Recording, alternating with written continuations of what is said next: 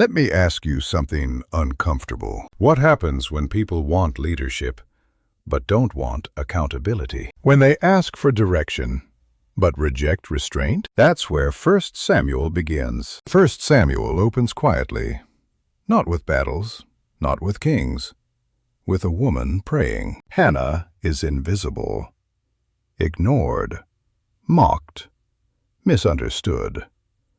She wants a child, not for status, for dignity. Her prayer is raw, no polished words, no performance. So raw that the priest thinks she's drunk. That detail matters, because people often misunderstand sincere pain. God answers her, not loudly, personally, and Samuel is born. But here's something important. Hannah doesn't cling to her miracle. She releases it. She gives Samuel back. That's maturity. Blessings are not meant to replace trust. Samuel grows up in the temple. And here's the contrast. The priest's sons are corrupt. Power without character.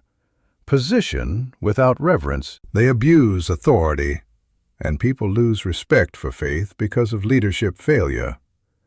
That pattern repeats throughout history. God calls Samuel, not through hierarchy, through relationship. A voice in the night. Samuel doesn't know it's God at first. That's realistic. Calling often starts confusing. Eventually, Samuel becomes a prophet. Not flashy, consistent, trustworthy. Israel wants a king.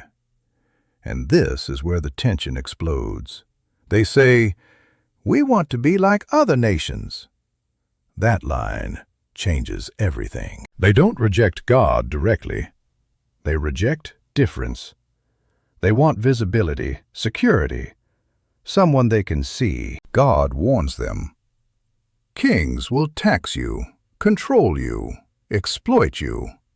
The people don't care. They want power. So God gives them Saul. Tall, impressive, confident.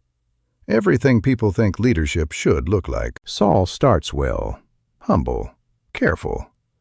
But power exposes cracks. Saul fears people more than God. That's his downfall. He disobeys. Not openly, subtly. He adjusts commands, keeps what benefits him, then justifies it. Samuel confronts Saul, and Saul's response is revealing.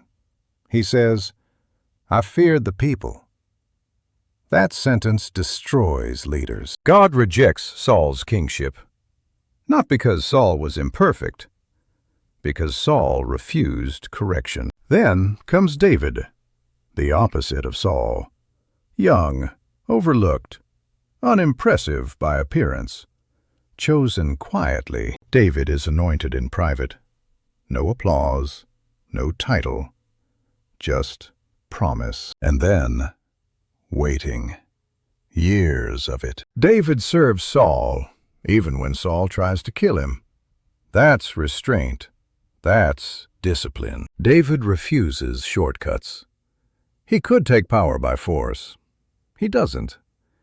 Because how you gain power shapes how you use it. One of the most powerful moments in 1 Samuel is when David spares Saul's life.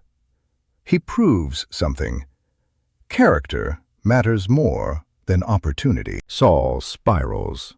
Jealousy, paranoia, isolation. Power without peace becomes torture. David grows. Not without fear, not without mistakes, but with humility. 1 Samuel ends with tragedy. Saul dies, not as a villain, as a warning. Here's the deeper message of 1 Samuel. Leadership is not about appearance. It's about alignment. People often choose leaders who look strong. God chooses leaders who listen. This book explains why. Charisma without obedience destroys nations. Fear-based leadership collapses.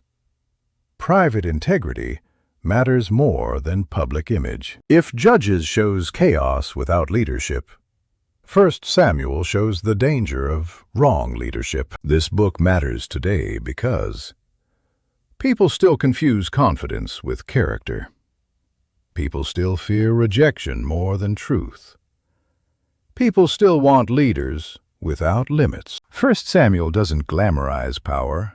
It exposes it. It teaches that waiting is not wasted. Obedience in obscurity prepares you for visibility. If you've ever felt, I'm ready but unseen, I'm doing the right thing but falling behind, I refuse shortcuts even when they're available. 1 Samuel understands you. It reminds you, promotion comes from alignment, not ambition. And that's the quiet wisdom of this book. God doesn't rush leaders. He tests them.